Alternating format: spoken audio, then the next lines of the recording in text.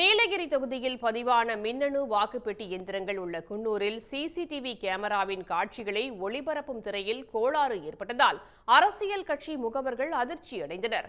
நீலகிரி தொகுதியில் பயன்படுத்தப்பட்ட மின்னணு வாக்குப்பதிவு எந்திரங்கள் உதகை அரசு பாலிடெக்னிக் கல்லூரியில் வைக்கப்பட்டுள்ளன.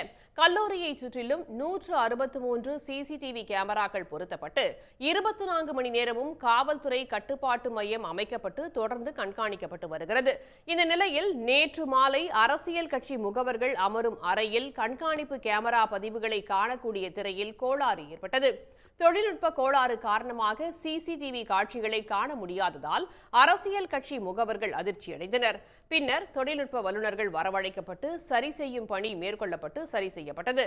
ஸ்ட்ராங் ரூமை சுற்றி துணை ராணுவம், அதிரடி படையினர் மற்றும் உள்ளூர் காவல்துறையினர் என 3 அடுக்கு பாதுகாப்பு போடப்பட்டுள்ளது. உடனுக்குடன் செய்திகளை தெரிந்து கொள்ள சன் நியூஸ் பெல் ஐகானை கிளிக் பண்ணுங்க.